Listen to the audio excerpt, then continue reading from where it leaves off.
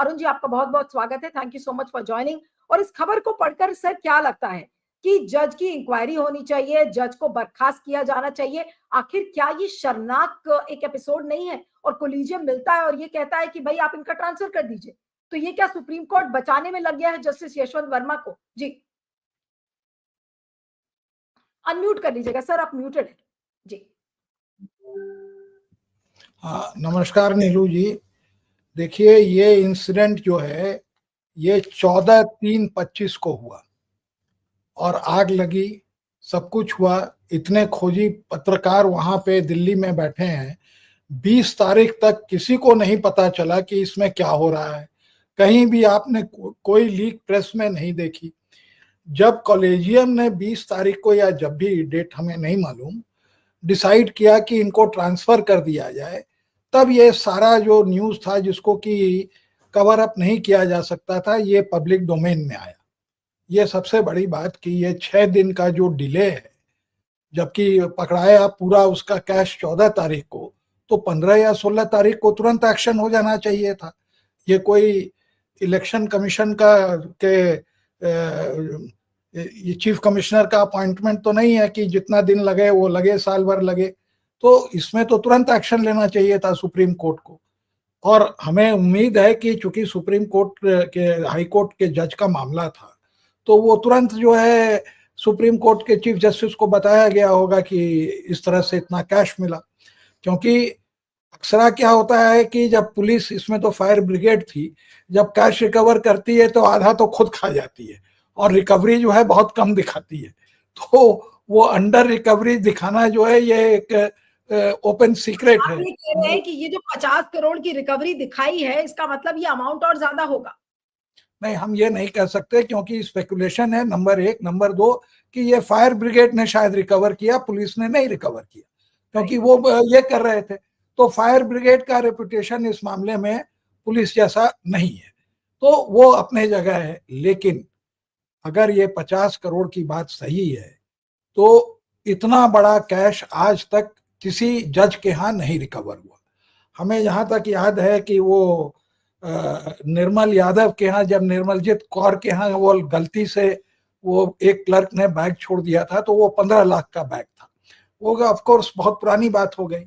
और ये भी बात सही है कि अगर कोई हाई कोर्ट का जज पैसा लेगा तो 2-4-5 करोड़ से कम क्या लेगा, उससे ज्यादा ही लेगा।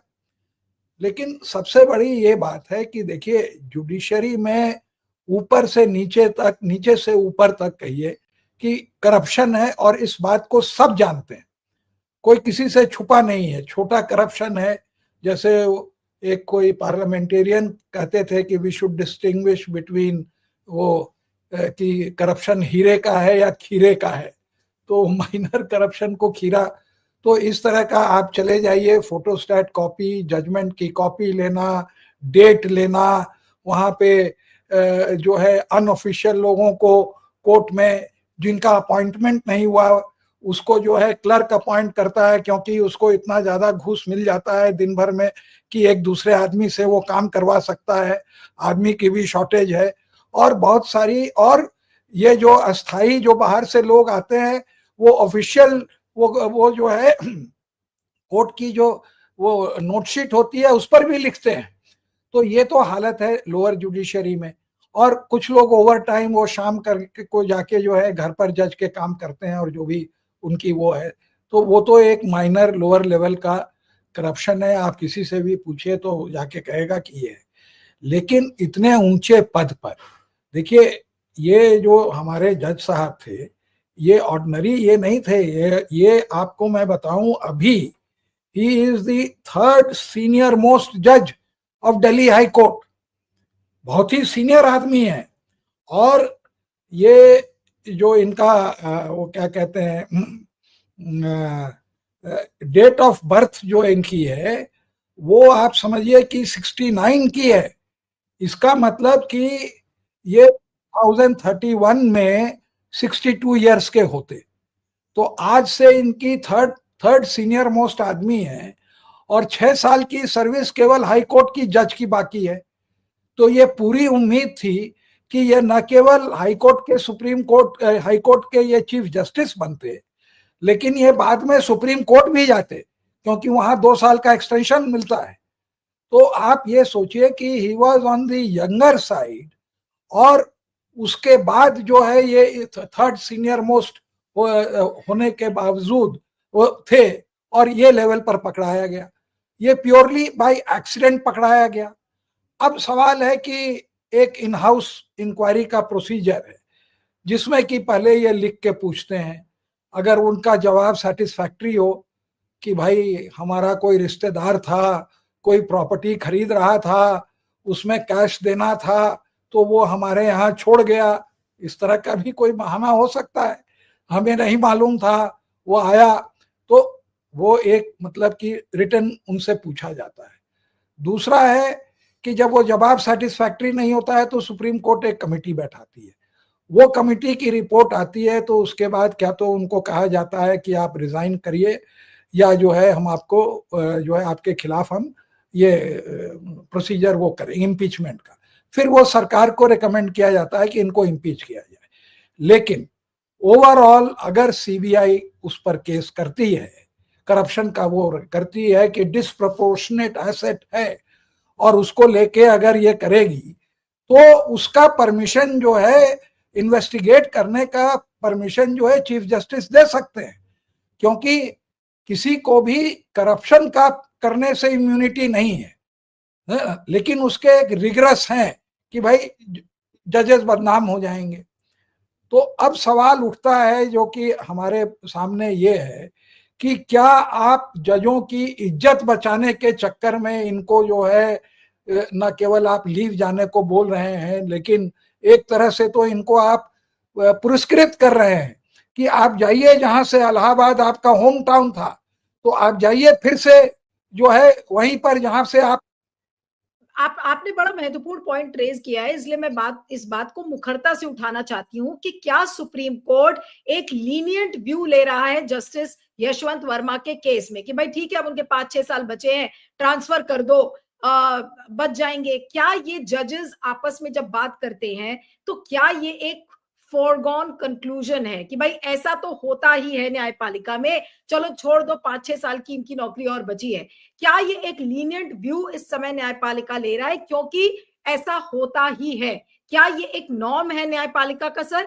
हालांकि मैं एक इंडिविजुअल केस के बेसिस पे ये नहीं कहना चाहती हूँ कि पूरी न्यायपालिका टेंटेड है या सारे जजेस पैसे खाते हैं, लेकिन जिस तरीके का व्यू सुप्रीम कोर्ट का कोलिजियम ले रहा है कि ट्रांसफर कर दो, बजाय इसके कि एक स्ट्रिक्ट एक्शन लिया जाए, एक मैसेज भेजा जाए सारे जजेस को, तो ये एक लीनियंट व्यू लेकर आज सुप्रीम कोर्ट ने क्या साबित किया है अरुण जी? नहीं, देखिए उसी में पहले तो मैं ये साफ करूं कि बहुत कम जज पैसा खाते हैं हाई कोर्ट और सुप्रीम कोर्ट के लेवल पे कैश में। वैसे वो खिस्से हैं पुराने की, एक बड़े अच्छे जज थे जस्टिस बनर्जी या क्या नाम था, ये किस्सा हमको शांति भूषण जी ने, जो कि इलाहाबाद से आते थे, बताया था कि वो बड़े ही कॉम्पिटेंट जज थे। तो और उनके जो जजमेंट्स है वो प्रीवी काउंसिल में भी जाके नहीं कटते थे। तो वो क्या करते थे, अब वो मजाक कर रहे थे कि सही बोल रहे थे, कि दोनों पार्टी से पैसा ले लेते थे और उसके बाद ईमानदारी से जजमेंट लिखते थे, और जिसके फेवर में जजमेंट जाता था उसका रख लेते थे, और जिसके फेवर में नहीं जाता था उसका लौटा देते थे। तो उसमें सब आदमी खुश रहते थे, वो ईमानदारी से अपना काम भी करते थे। तो इस तरह के किस्से होते हैं, लेकिन बाई एंड लार्ज जो है लोअर लेवल पर तो ओपनली मालूम है कि हाँ ये ले रहे हैं, कैश है। हाई कोर्ट में थोड़ा सा संभल के लेना पड़ता है, तो फेवर कर देंगे, ये कर देंगे, वो कर देंगे, सरकार के साथ मिल जाएंगे, लेकिन बाई एंड लार्ज जो है ज्यादा जजेस, हाँ कैश नहीं, ये कहना सही नहीं होगा। तो इस बात, लेकिन जो दूसरी बात आप कह रहे हैं कि उनको पुरस्कृत किया गया, वो जो है एक इंप्रेशन इसलिए जा रहा है क्योंकि कुछ जजेस जो कॉलेजियम में जो मीट किए, जो 5 जजेस थे, उनमें एक अकॉर्डिंग टू द न्यूज़पेपर कि एक व्यू था कि इनको इनके ऊपर और स्ट्रिक्ट एक्शन लिया जाए, क्योंकि देखिए इतना बड़ा कैश आज तक नहीं recover. This is not a scam, this is a mega scam. ये इस मामले का ये नहीं है कि ये जो है इसको ट्रांसफर किया जाए या नहीं किया जाए, तो आप ये कह रहे हैं ये भी मामला है कि इनके जितने है अरुण जी, क्योंकि आपने इंपॉर्टेंट पॉइंट बोला इसलिए मैं आपको इंटरप्ट कर रही हूँ कि क्या ये बिगेस्ट कैश रिकवरी हॉल है किसी भी जज के यहाँ से? हम लोगों ने ब्यूरोक्रेट्स की तो तस्वीरें देखी है, उनके घर से नोटों की गड्डी मिली, कहीं गद्दे के नीचे मिला पैसा, और मध्य प्रदेश के वो आईएएस कपल थे जिनके यहाँ से नोट गिनने की मशीन तक मिल गई। लेकिन जजेस के यहाँ इस तरीके की क्या ये पहली बार है कि इतनी बड़ी रकम किसी जज के यहाँ से मिली है? एकदम, ये बाई कंट्री माइल। पिछले वाला जो आपको बताया वो 15 लाख का मामला था, जो कि मिस्टेकन आइडेंटिटी में जो लेडी जज थी उनके यहाँ वो पहुंच गया और उनको भी ट्रांसफर किया गया जिन्होंने कंप्लेंट की। वो पैसा जाना था वो नीरज यादव को और वो चला गया उन्हीं के नाम पर, वो जो कौर थी निर्मलजीत कौर के यहाँ, तो वो भी कोर्ट के क्लर्क में। तो खैर ये तो बहुत ही by a very long chalk. हो सकता है कि इससे ज्यादा लोग पैसे लिए हों। एक जो है मेडिकल काउंसिल के उसके बावजूद जो है ये मेडिकल कॉलेज में सीट बढ़ाई गई थी, वो शुक्ला जी वाला केस था जिसमें कि सीबीआई इंक्वायरी हुई वगैरह, बाद में वो भी इलाहाबाद का ही था।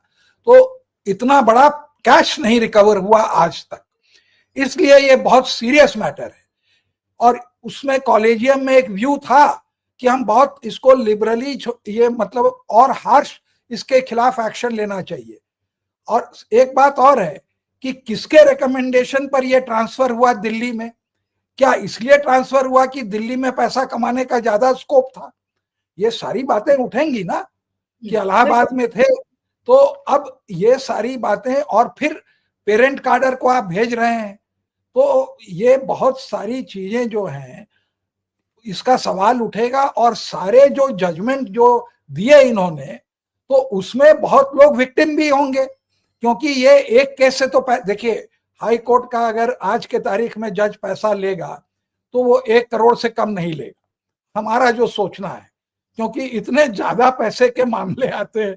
देखिए राय साहब मुस्कुरा रहे हैं, उससे कम लेगा तो मतलब कि बिलो स्टैंडर्ड का काम है। तो अब चूंकि वो इलाहाबाद हाई कोर्ट के थे तो राय साहब ज्यादा जानते हैं।